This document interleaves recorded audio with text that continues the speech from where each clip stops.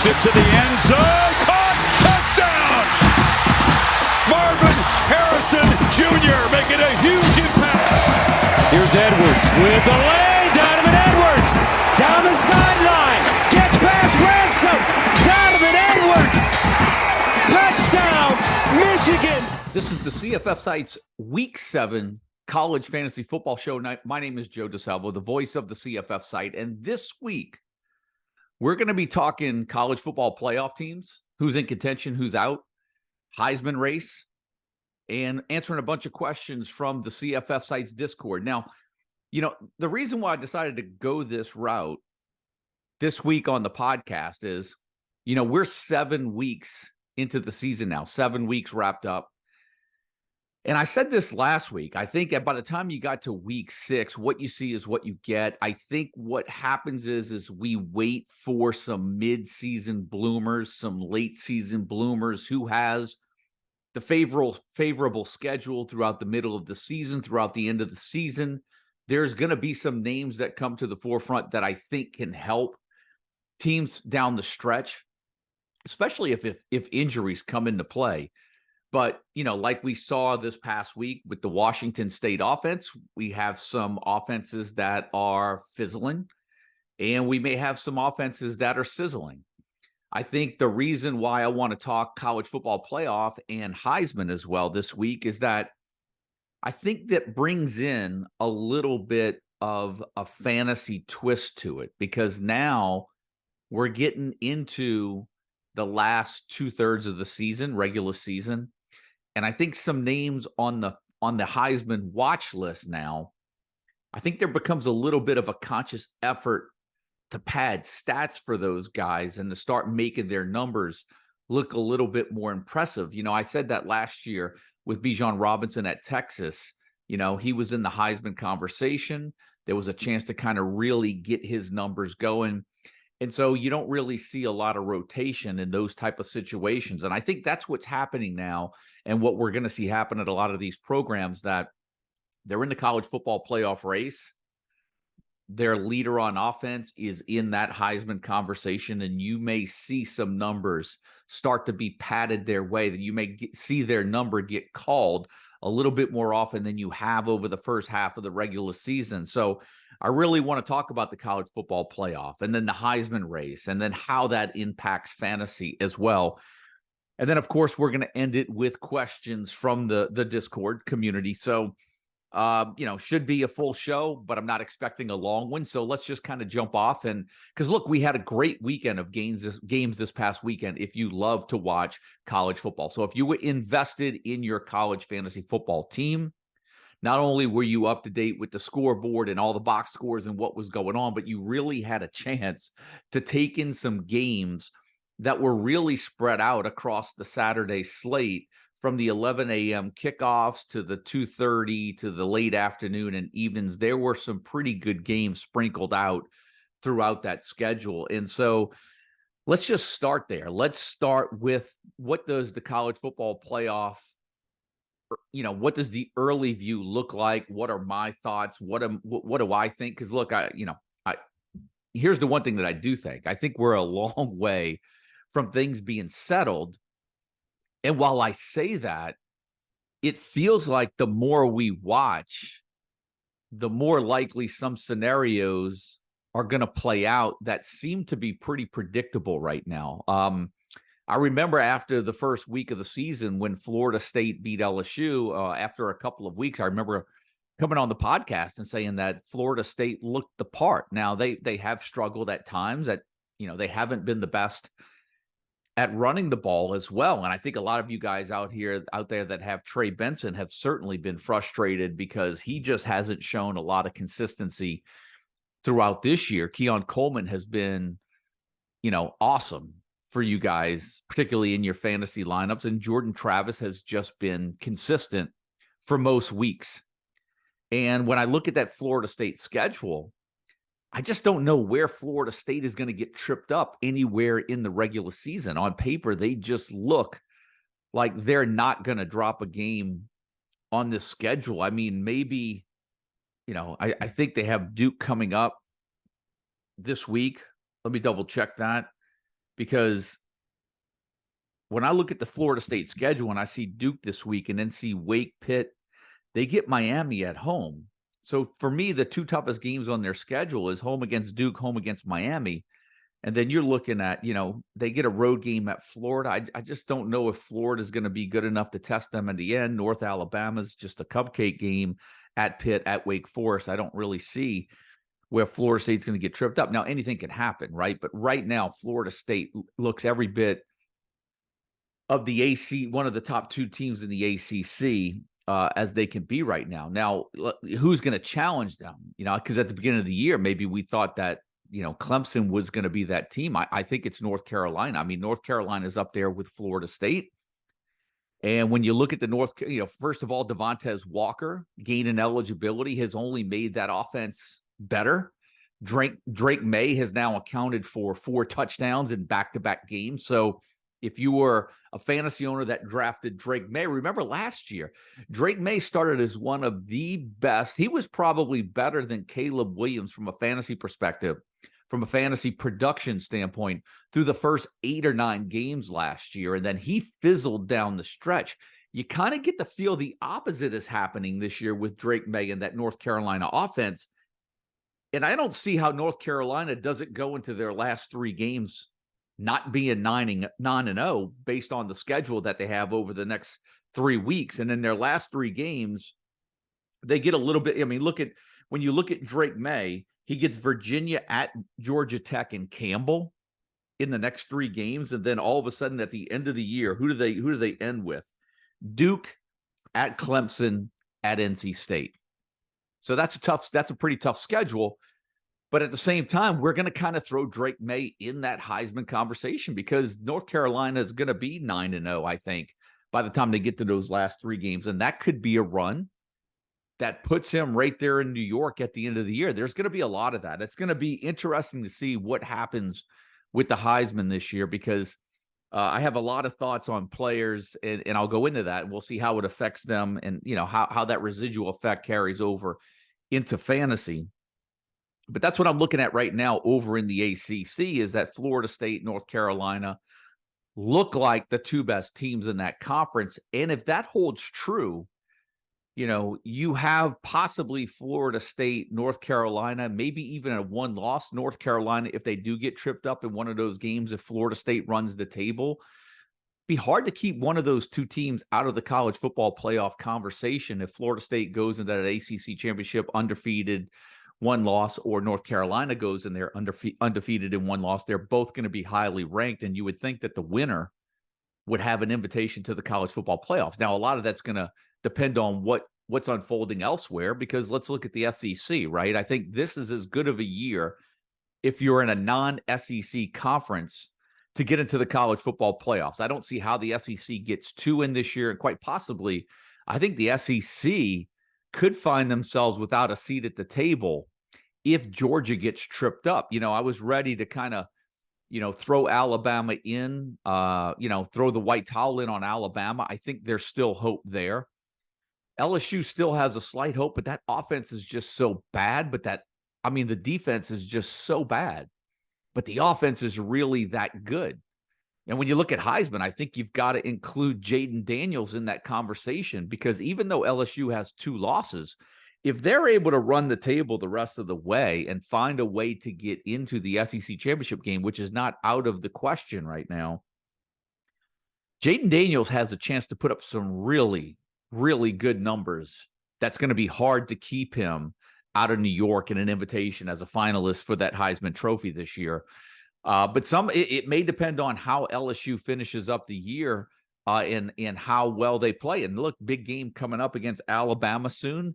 That may put Jaden Daniels in a Heisman conversation, or it could take him out. But let's get back to Georgia. And I think right now Georgia has been and will probably continue to be the best team in the SEC. To me, Georgia's won the East. I think the West is wide open right now. And for Georgia, we talked about this already. It's going to come down to, can they stay healthy?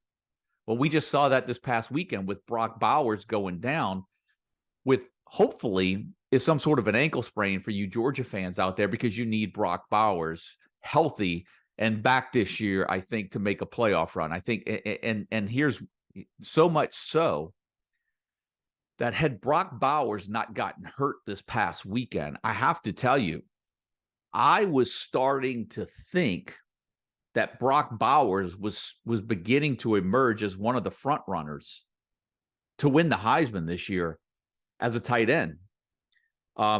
If he does come back healthy and he continues to put up the numbers he has been putting up, and Georgia continues to run the table, I don't know how you leave Brock Bowers out of any Heisman conversation, but a lot of it's going to come down to the injury that he has. And if he misses time, I think that's going to end his Heisman campaign.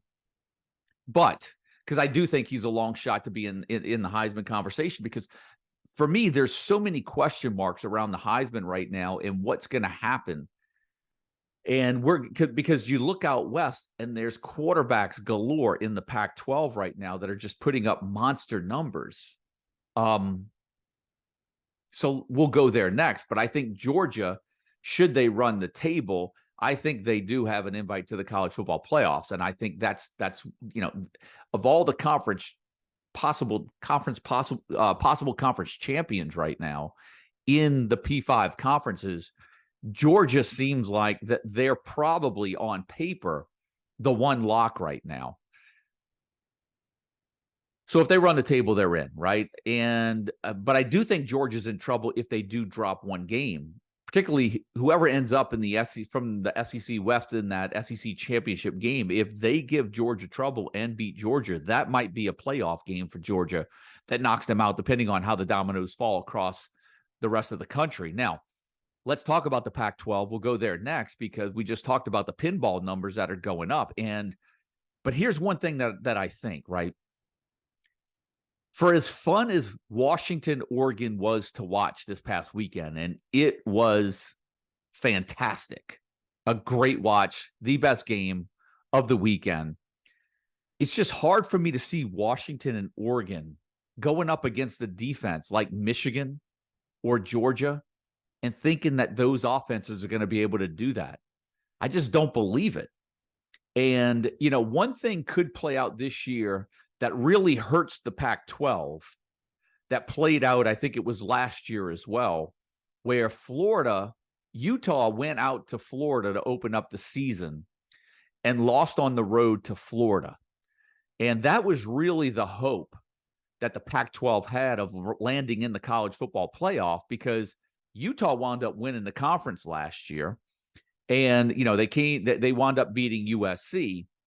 But meanwhile, the Pac-12's best team last year lost on the road to Florida, who was maybe the 6th, 7th best team in the conference during the regular season last year. And so I say all that about the Pac-12 because we just saw what happened with USC going out to Notre Dame. Notre Dame dominated that game, and they dominated Caleb Williams in that USC offense. And I have to tell you, for as good as Washington is and as good as Oregon is, I wonder if USC's offense is every bit as good, if not better, because, look, I know Notre Dame shut down Caleb Williams, but that guy is the best player in college football right now. Like, if they were just given the Heisman for the best player and who that is, to me, it's Caleb Williams, but I don't think he's going to get it, because unless he can kind of come back and run the table in the Pac-12, and I think right now Michael Penix is kind of at the forefront of the Heisman after that win against Oregon,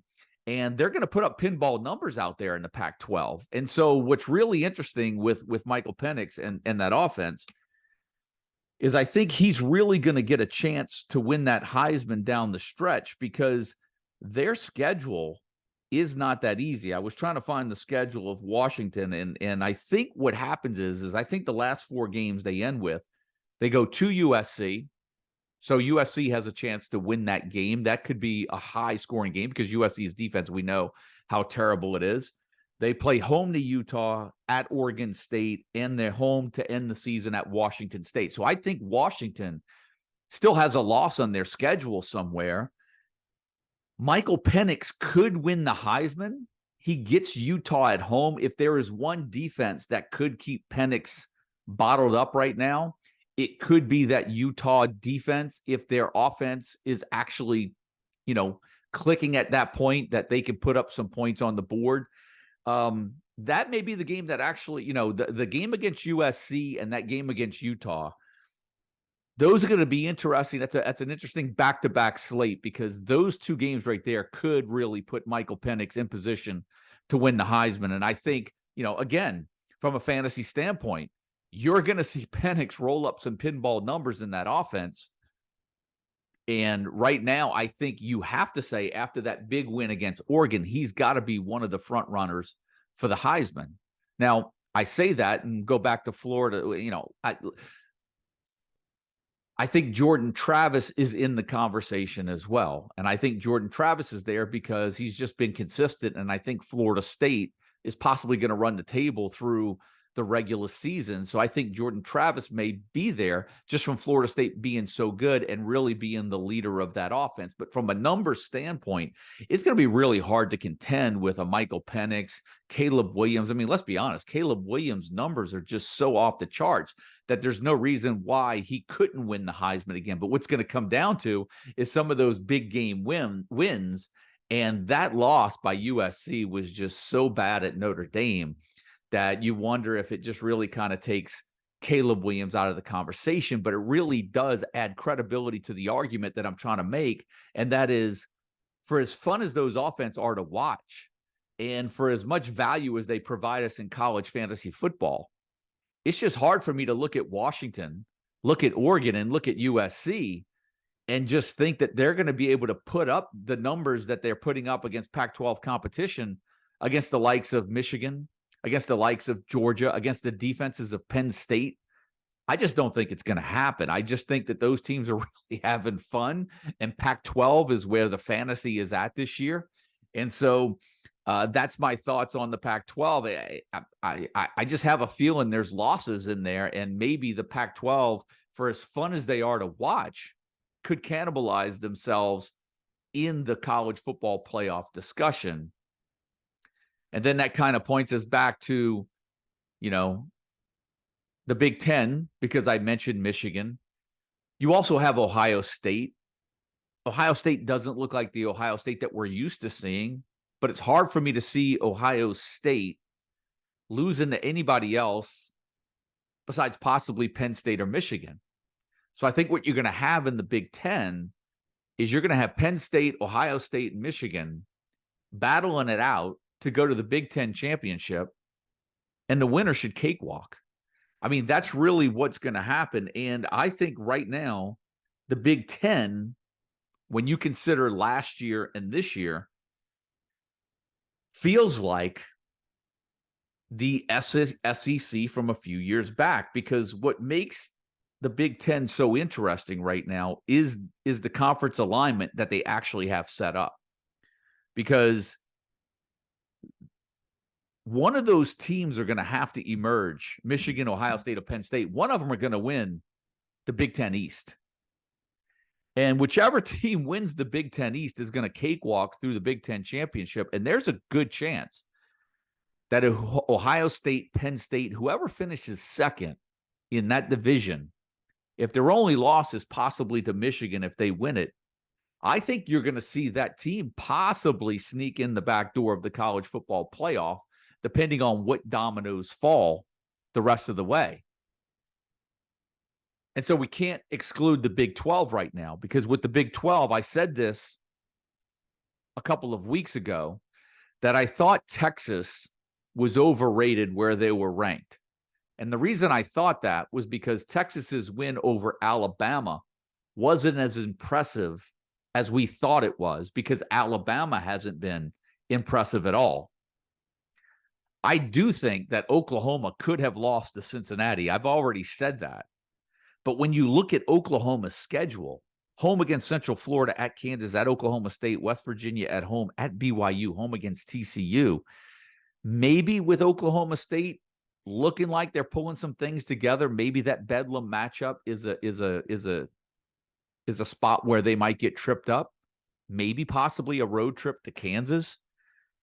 I just don't see, I can see Oklahoma looking like the better team on paper the rest of the way. And then all of a sudden you have Oklahoma sitting at the top of the Big 12, possibly undefeated right now. Could that put up a rematch against Texas? We could get there. But you still got Kansas State in the mix. You still got Oklahoma State in the mix.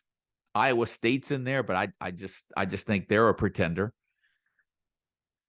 So I can see a situation where Oklahoma gets to the Big 12 championship and gets tripped up in that game, which could cost them a spot in the college football playoff, unless, and I think this is Oklahoma's shot. I think they need Texas to really run the table and finish second, and to have Texas have a rematch with them, because all of a sudden, if Texas runs the table, you're looking at two possibly top 5, 6, 7 teams in the country going head to head. And then I think maybe the winner's in. If Oklahoma wins, if Texas wins and Oklahoma's undefeated, do they get in? I think, again, it goes back to the conversation. We have to see how the dominoes fall. And so a lot of possibilities out there for the college football playoff. But right now, I think Georgia and the winner of the Big Ten right now seem to be in the best spot. And I think Florida State is sitting right there, because I think they're going to be in the ACC championship game. The question is whether or not can they win that game. I think that win over LSU at the beginning of the year, if LSU can win a few more games, is going to be really big for them in that whole ACC versus SEC matchup. So we'll see. So that's my take on the college football playoff. But let's go into the Heisman a little bit, because I mentioned Brock Bowers. I mentioned Michael Penix. There's a few names that we haven't mentioned yet. You know, we've got Michigan. That's going to be right there, right? The problem is you have J.J. McCarthy and Blake Corum. Who do you vote for, one over the other? I mean, Blake Corum is about as consistent as you can get from a fantasy standpoint. The only thing that his fantasy owners are wishing right now is that if hopefully Michigan plays closer games, because he's really not even breaking the 100-yard mark. He's getting a touchdown or two every single week, but we're not seeing him turn out that 120, 125-yard game with 2 touchdowns. Michigan's just a model of consistency right now. They're just a well-oiled machine. And I think they're actually getting J.J. McCarthy going a little bit more, as well as the middle of the season, gets here, and as we get down the stretch. And so, J.J. McCarthy, Blake Corum, could they be in the Heisman discussion? Yeah, absolutely they could. I just don't know if either one of those two guys have a realistic shot at winning, because I think they're going to kind of cancel each other out on the same team. I mentioned Brock Bowers as well. I thought he's in that conversation, but an injury might take him out. But this would be a year, and where I could see a guy like Brock Bowers with the games that he just posted, if he was to continue to do that, but that injury may take him out. Caleb Williams has to be right there in the discussion for Heisman. I know Notre Dame just shut him down, but I don't think we're going to see the Pac-12 play many more defenses like that again. And I'm kind of curious to see how USC fares in the conference against. I just think right now that conference is so fun to watch. It's so offensive. Tell that to a Washington State. Tell that to a fantasy owner that has Cam Ward right now over on Washington State. We'll get to that. But Pac-12 right now is just the conference for fantasy football owners to love right now. And so, Caleb Williams is in there. Michael Penix is in there. I think Bo Nix, had Oregon won, would have been right in the Heisman conversation. Again, remember, Oregon, Bo Nix, this just goes to show you that one game doesn't necessarily take you out of the conversation. So I don't think that Caleb Williams is out, because his numbers are continue to be rock. He's going to post solid numbers from here on out. I mean, I would think. I mean, maybe with the exception of one trip-up game, but I would think he's going to be really solid the rest of the way. Remember what Georgia did to Bo Nix to open the year last year? Like, Bo Nix looked like almost, Georgia's defense made Bo Nix look like an FCS quarterback in that competition. Oregon came storming back through Pac-12 play. They didn't have to play any of those type of defenses. The next thing you know, Bo Nix was in the Heisman conversation at the end of the year. So one bad outing for Caleb Williams, he goes ahead and puts up 5 or 6 touchdowns in his next 3 games. He's going to be right in the middle of that Heisman conversation again. But you've got to feel great if you're his fantasy owners. That was probably the one game on the schedule. that road game right there where you really had to be concerned. And I know that, when you're talking about Pac-12 play, the one defense that I think everybody really worries about is the Utah defense. That's the one game on the schedule that everybody worries about. That, USC has Utah next. Utah still may not, at this point, you can't assume they're going to have Cam Rising back. So, with USC getting Utah at home and Utah not really having Cam Rising back at quarterback, this isn't the same Utah team that USC played last year with Cam Rising, and USC was still able to score a lot of points. If Utah can't get anything going offensively, it's not going to take much for that USC offense to get going, and maybe it's a snowball downhill, and Caleb Williams redeems himself against Utah this year and gets a dub and gets rolling. Then he's got Cal. He's got Washington, right? He's got at Oregon, UCLA. Like, those are all tough games for USC. Based on what I've seen from USC's defense, I can see them losing to Washington, Oregon, and UCLA, all 3 games to close the year. But at the same time, they've got Caleb Williams. And so I think his numbers are going to continue to be solid. He's in the Heisman conversation, and we'll see how USC fares out. I mentioned Blake Corum, J.J. McCarthy. I think you got to talk about Dillon Gabriel. Now, Dillon Gabriel, to me, is the one person in this Heisman race where it looks like they're doing everything they can to pad his numbers. He's in that Jeff Lebby offense. And it looks like to me that they're like hell with giving the rushing touchdowns to the running backs. Let's just give them to Dillon Gabriel. I mean, Dillon Gabriel is smoking his 2022 numbers from last year.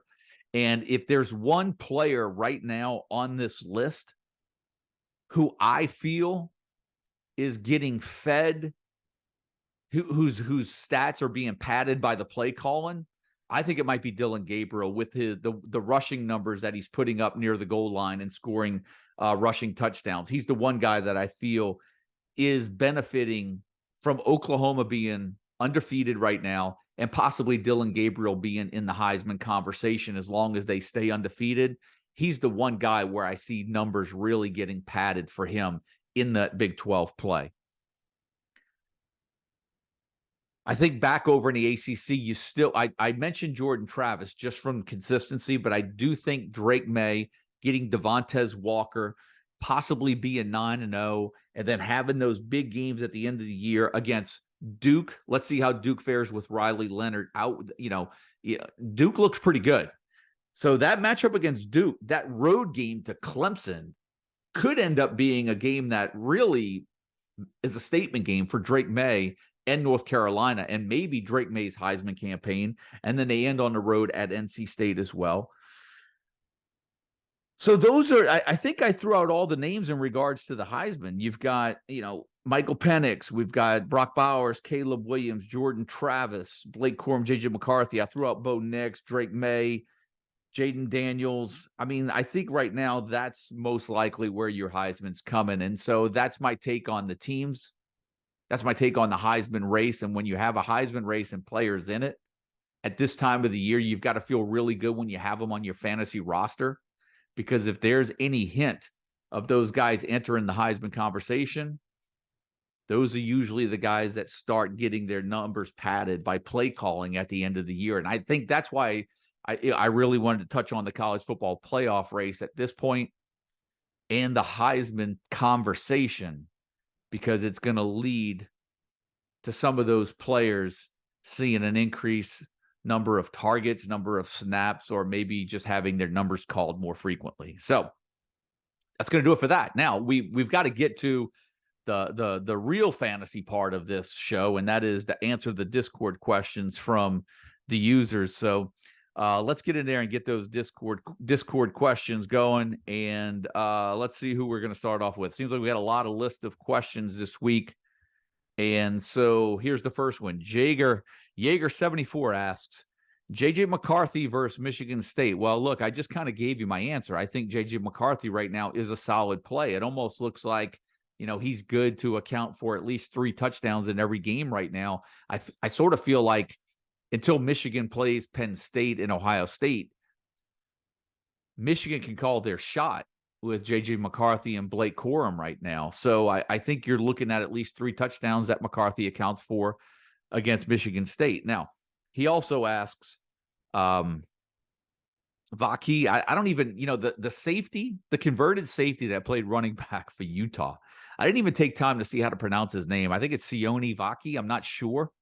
I'm taking a stab at it. But just when, I remember I called a couple of weeks ago that if I had Ja'Quinden Jackson, I'm holding on to him because I felt that bye week gave him a chance, was going to give him a chance to get healthy and him to become a little bit more incorporated into that utilization rate to increase in that offense if he could be healthy. He had 22 carries for 90 yards and a touchdown. Looked to be at his best, this past week than he has all season long. And just when he goes for 22, 94, and 1, you get a converted safety that goes for 15, 158, and 2. So the question now is, what do we make of the Utah situation? Because Utah plays USC this week.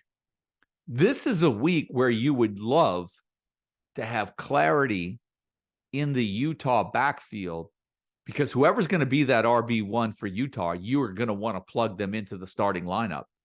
I have to tell you, boy, what a, do you roll the dice? And if you have either one of those guys go with them, you could. It's still a crapshoot based on what we've seen from Utah all year.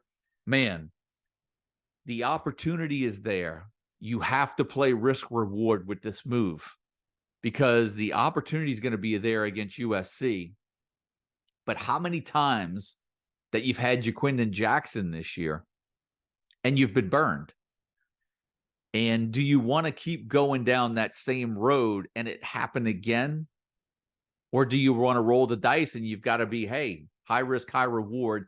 This is a chance I need to take with possibly my season online or staying in contention for a playoff spot in your fantasy league. Do you pick up the converted safety, start him against USC? Do you start Ja'Quinden Jackson? It's a really, really tough call. I get that.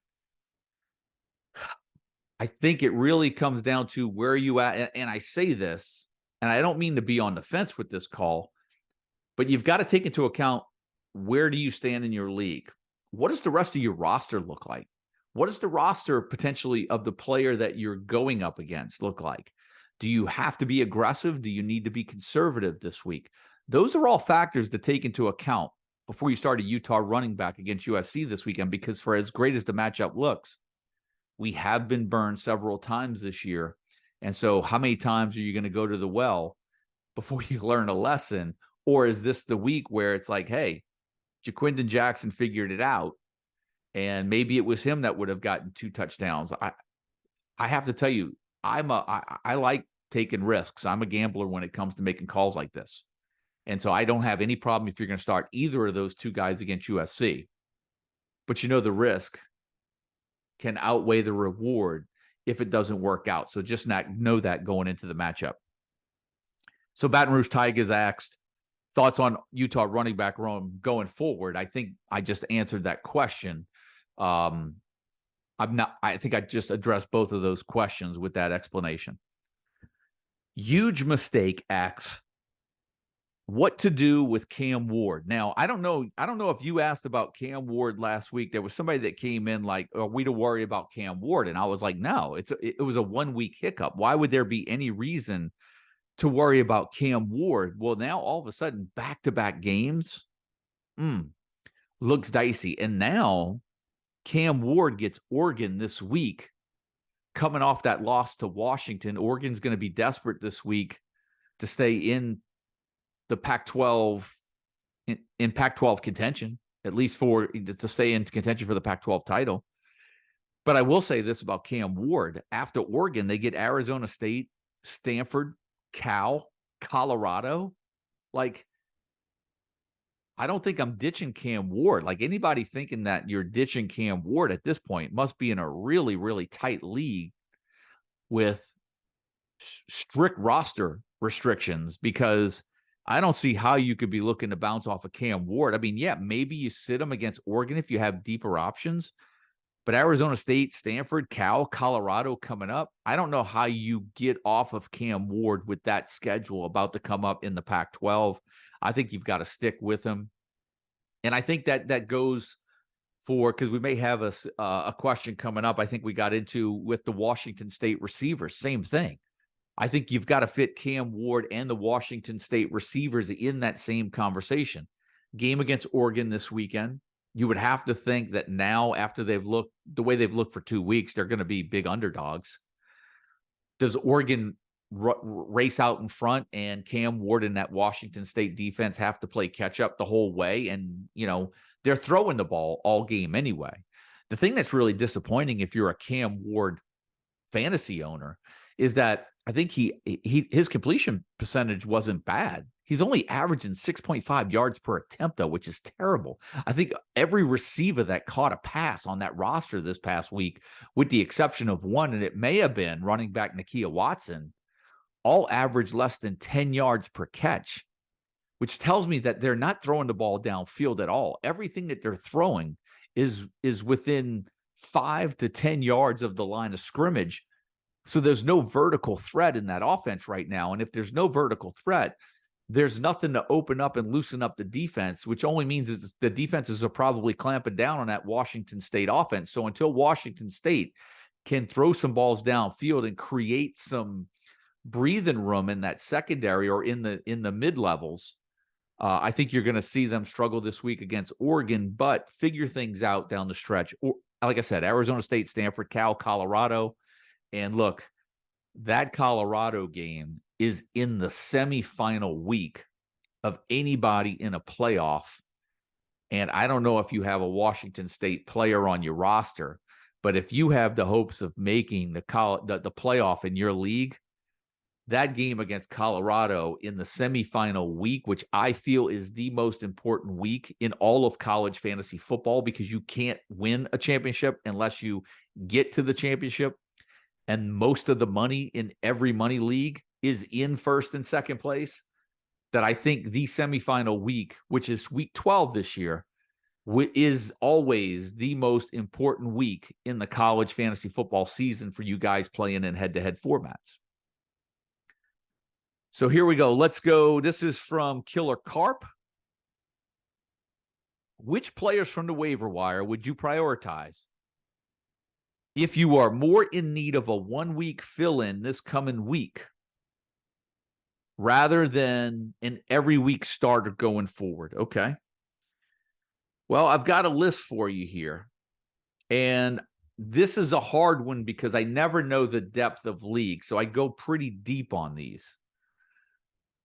Most of the players that I have I have 3 G5 and 2 Power 5. And like I said, I probably could have listed 10 to 12 teams, but I don't know how deep your league is. I am going to assume that these are deep leagues.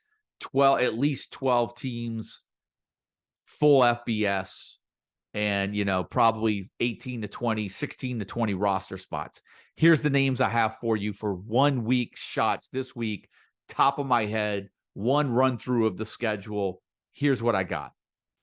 Terrion Stewart, running back, Bowling Green, playing Akron.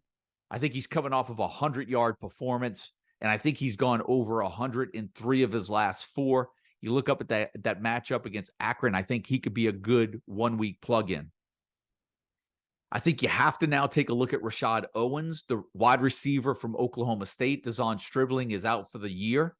They play on the road at West Virginia this week. Not an easy game, but we know that they just gave up a lot of points to Houston. And Rashad Owens, back-to-back weeks, at least 75 yards. 2 weeks ago, 5 for 75 against Kansas State. He went 9 for 112 against Kansas. I think he'd be a player I'd be looking at if you needed a 1 week shot at a receiver in P5. That's it. I think in real deep leagues, full FBS, take a look at Jalen Thomas, Kent State. He has, I think, he's had 23 carries now in back-to-back weeks. He went 24 for 67 against Ohio, 23 for 94 this past week against Eastern Michigan, and Kent State gets Buffalo this week if you need and are desperate for a running back that gets volume, Jalen Thomas, Kent State, might be your guy. Depending on what happens with Nate Noel over at Appalachian State, you perhaps could take a really, really long shot on Kanye Roberts, running back Appalachian State, if he ends up being the main guy in that matchup on the road at Old Dominion. He's the one I'd feel less comfortable with on this list. But obviously, with Appalachian State playing Old Dominion, it could be a player that you might be able to roll the dice with, and it could pay off for you, particularly if you're an owner of Nate Noel and need to get a backup. The one that I feel probably best about on this list right now, if he's available, is Braden Bennett, running back, Coastal Carolina. Coastal Carolina going on the road this week, playing at Arkansas State. Bennett has scored a touchdown in 4 of his last 5 games. He's gotten at least 15 carries in each of the last 2 games. He's gone back-to-back games with at least 15 carries. That matchup against Arkansas State looks really good on paper, and I think Braden Bennett would be a running back I would target in a 1-week situation if you needed a fill-in. I think with going back to Power 5, if you needed a quarterback, and if he was available in redraft leagues, because in dynasty-type formats, he's probably taken. But I think you've got to give Dante Moore, quarterback UCLA, a look. They go and play Stanford this week. We know what Shedeur Sanders and that Colorado offense did. UCLA getting a break in the schedule this week. Get Stanford. And I think Dante Moore might be a good 1-week plug-in for quarterback for you guys. So, Killer Carp, there it is for you. Extensive list of some 1-week fill-ins for you. Bobby Q Sauce, a regular on the questions for Discord. I love it. Keep them coming. He's got a couple of them. Is Tez Walker a must-start going forward? I'll just say simply yes. I think he's caught 6 passes in each of his first 2 games. Last week, he wasn't even – you have to think he wasn't even running with the ones in practice until maybe they found out about the news. And then this past week, incredible week. And for all of you guys that were able to hold on to him, well played. For all of you guys that were able to dip into the waiver wire and go get him when others might have dropped him, fantastic luck on your part. But it looks like you've got a really good player, a go-to target that I think just increased the value of Drake May's fantasy potential down the stretch. And he is definitely going to be a must-start moving forward at this particular point for me. Bobby Q Sauce always also asks, is anyone on UNLV worth picking up? It seems like everyone is eating in that offense. And yes, that could be the problem. But if I had to pinpoint one, it would be Donovan Lester, running back for UNLV. He has scored a touchdown in 3 straight games, and he has gone for 90+ in back-to-back games. No running backs really getting a full heavy workload in that offense, but Lester's probably doing the most with his touches. And if you're going to target one, he'd probably be the guy that I would go after. And then what are your thoughts on the Kansas State running back room now? And that's a great question, because I mentioned this in my notes and observations, that performance by DJ Giddens a couple of weeks ago feels like fool's gold now. We thought that he was going to continue to emerge and really be that goal line guy, really put up those big numbers in that offense. And then all of a sudden, the backup quarterback comes in for Will Howard, who got hurt. He scored, I think, 4 or 5 rushing touchdowns this past week. Giddens still, that's the only game he's scored in. And so now that game of 3 weeks ago for Giddens feels like an ancient memory by now. And I think where there was hope, it's short-lived right now. I have no confidence in starting either Ward or Giddens in that Kansas State offense.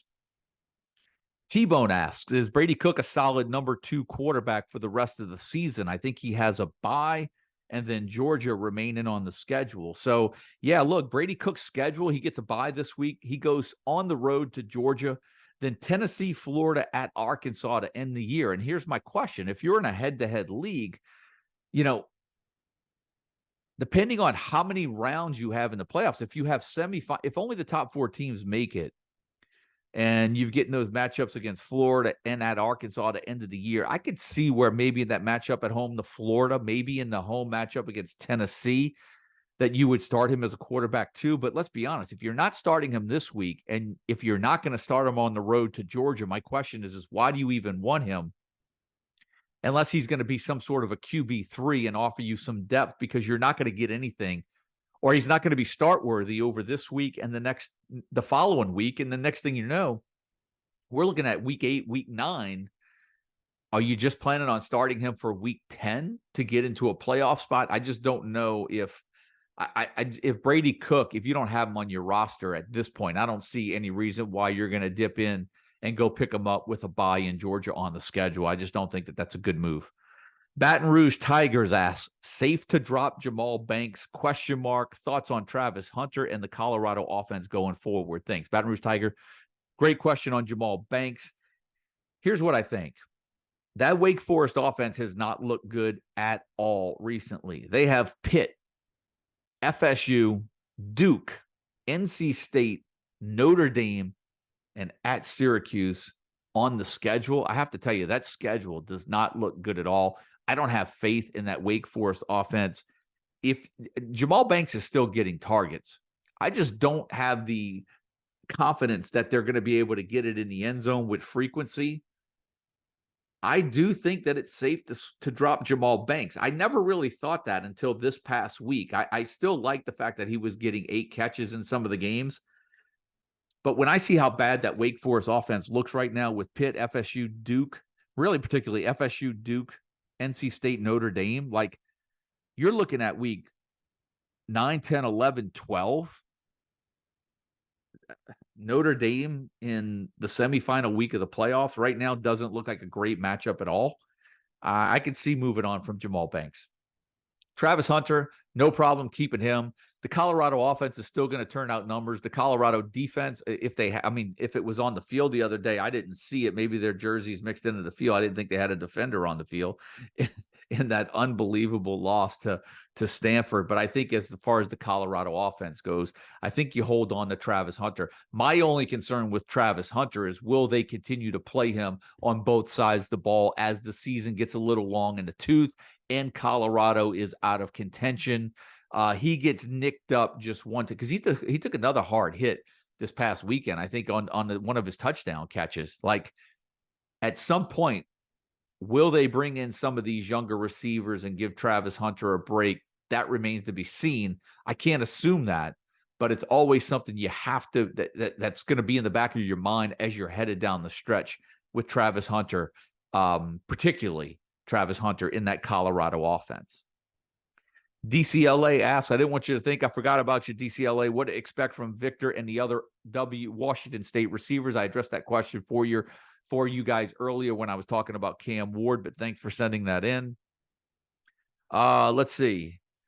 Shaz asks, he said, I'm in a weird spot. I've got a rivalry with another guy in my league, and we made a loser leaves town bet where the loser of this week has to leave the league after the season.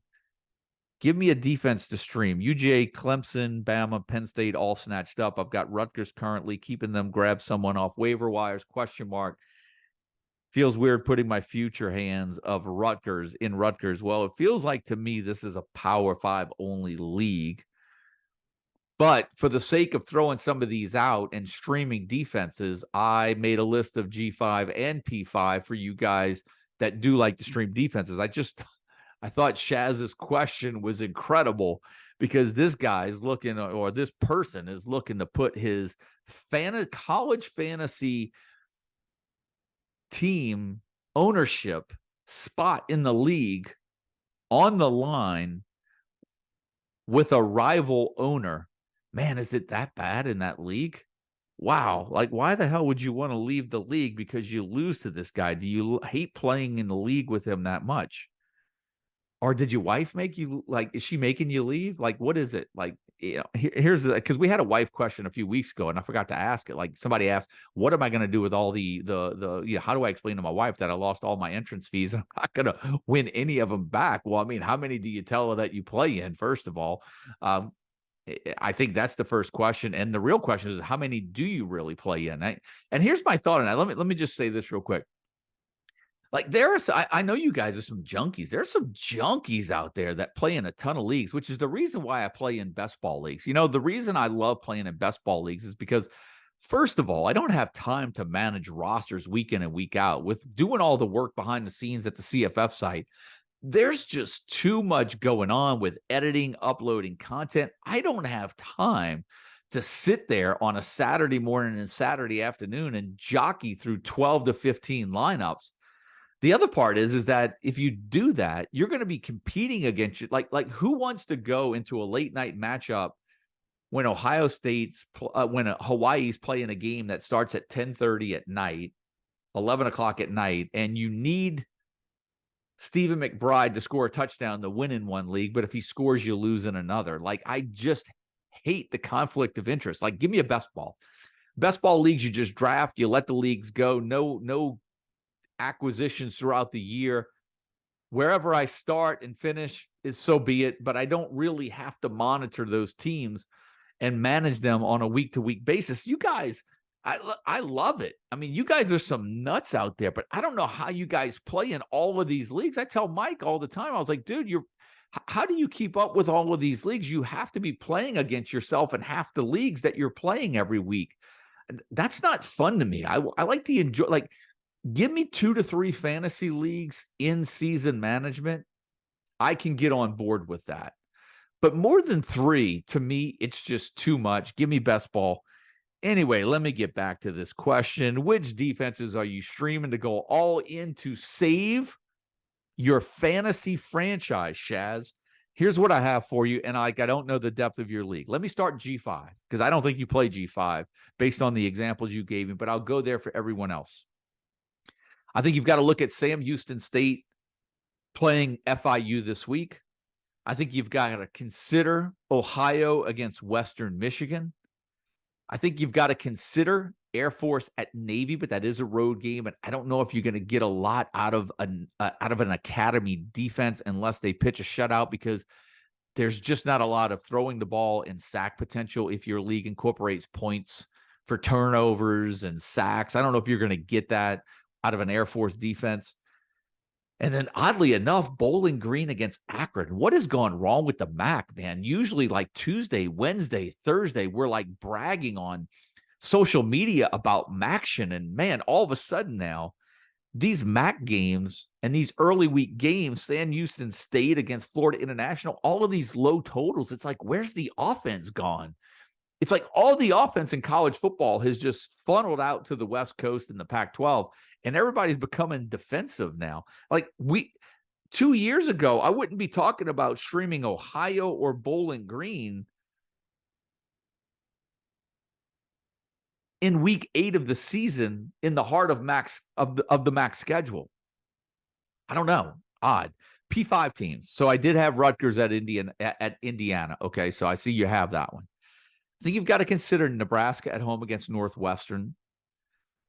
I don't know if people would have thrown Wisconsin back, but on the road at Illinois could be a decent option. I think North Carolina, if available, is an interesting option at home against Virginia. I think LSU, for as bad as their defenses looked, could be an interesting option against Army, because Army is going to be predominantly run. That's going to probably play into the strength of the LSU defense. LSU's defense weakness is against the pass.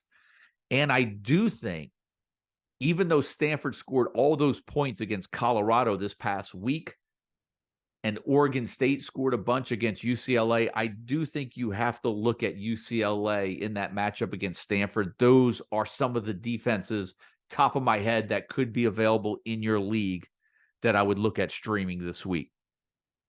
Jay Light asks, would you rather have Ollie Gordon for the rest of the year, Oklahoma State running back, or Air Force fullback Emmanuel Michel, or Will Shipley? I have to tell you, this one comes down really, for me, just the consistency of volume. And I know that Michel is going to get 20-plus carries almost every single week. He has scored 8 touchdowns in his last 4 games. I have to tell you, I'd probably go with Emmanuel Michel over both Ollie Gordon right now and Will Shipley. That's something I would have never guessed I would have answered that way in the preseason.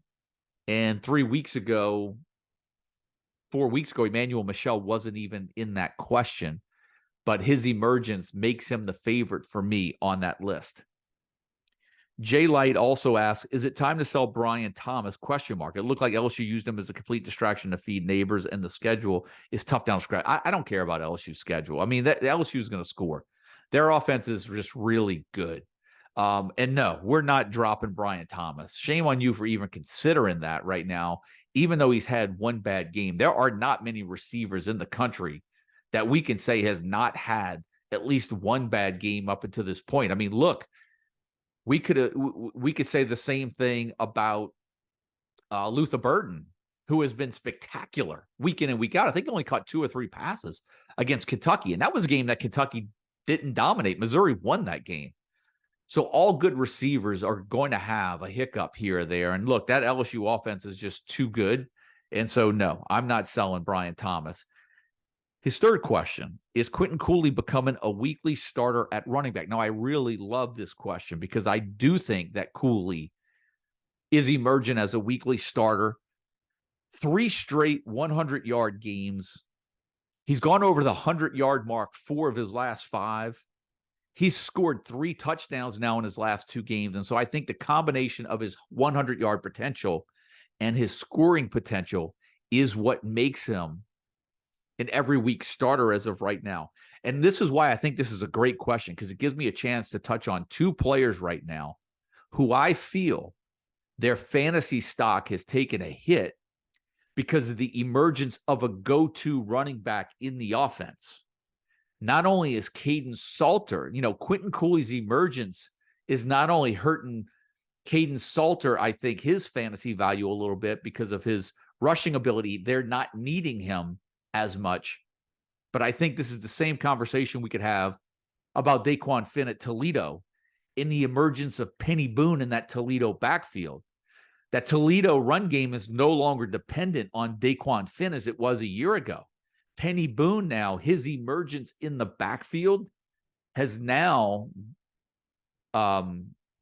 lessened the fantasy appeal, or has made Daquan Finn less appealing from a fantasy standpoint because there's less need of Finn to run the ball in that offense because Penny Boone can move it. And that's what's happening right now at Liberty with Quentin Cooley. Jaeger 74 comes back and asks, Milroe, question mark. Look, Jalen Milroe right now is a solid quarterback too. 2 passing touchdowns, rushing TD in this past game against Arkansas. He accounted for 3 scores against A&M. So back-to-back solid outings. I tell you what, if it was, we had this question about Brady Cook. If I had Jalen Milroe or Brady Cook, I'm taking Jalen Milroe right now. Now, here's the deal. They get Tennessee coming up, then they get a bye.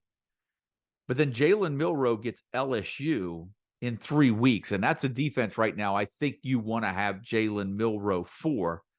They go to the road, on the road at Kentucky, which could be a tough matchup in that game. And then all of a sudden in the semifinal week, and this is where things get dicey with an Alabama player, as they play Chattanooga in that week 12. Now, in years past, that was a really, really tough game to gauge for your players if you had an elite Alabama player, because you knew they were only going to probably play 3 or 4 series, hit the sideline, and they'd be done.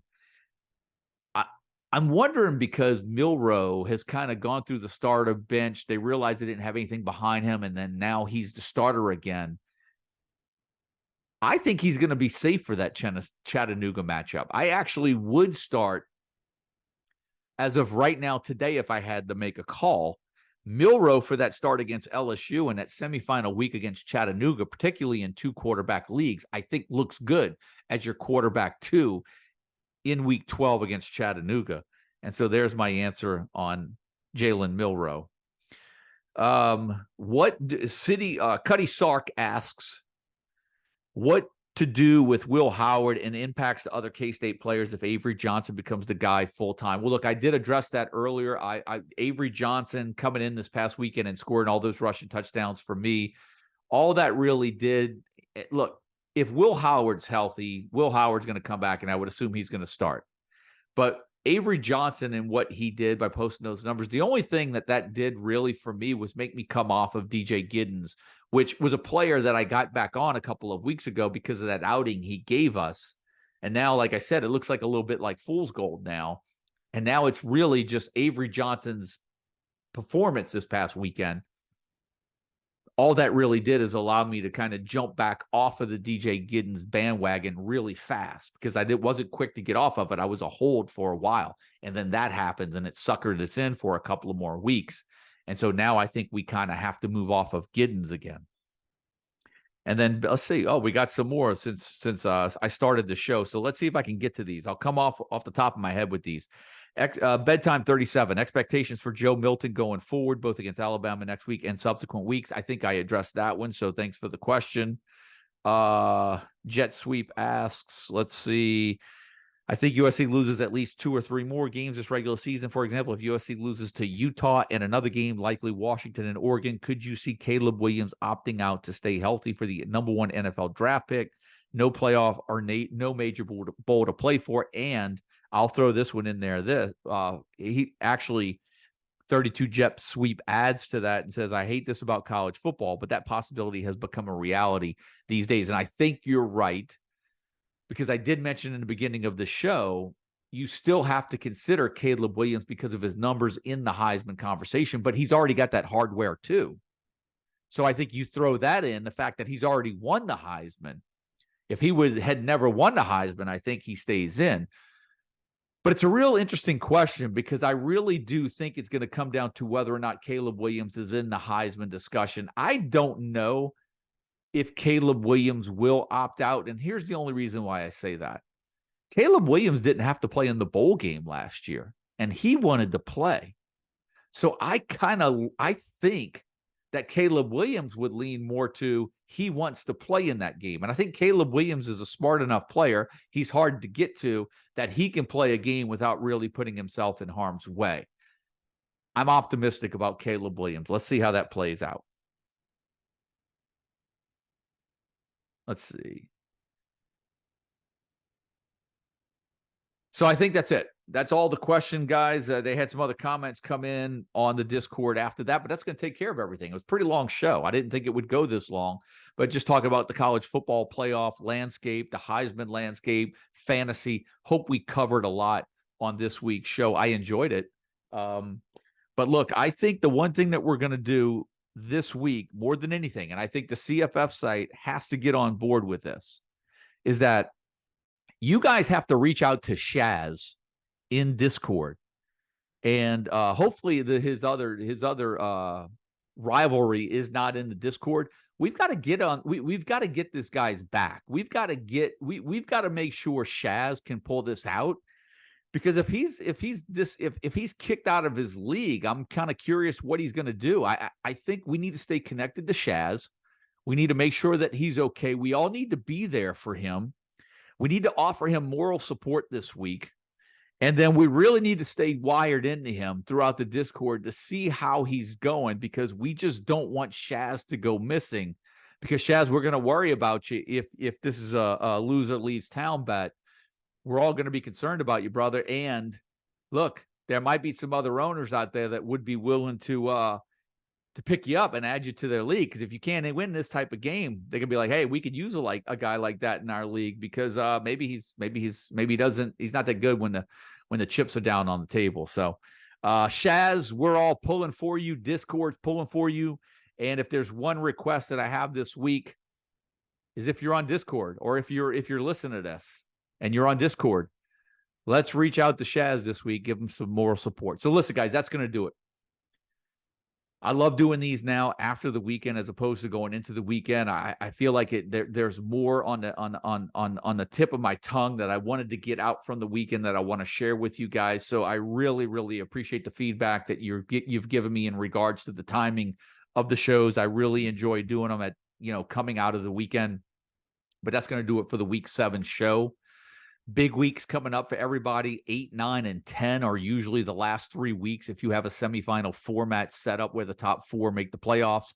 in which weeks 12 and 13 are going to be the playoffs. So 8, 9, 10, really big weeks, and 11 sometimes playoff weeks for you guys, final weeks for others, but 8, 9, and 10 are biggies. You kind of get yourself in contention, or you fall out of contention these 3 weeks. Real big. Good luck to everyone. I'll see you guys in the Week 8 podcast. My name is Joe DeSalvo, the voice of the CFF site. Good luck, everybody.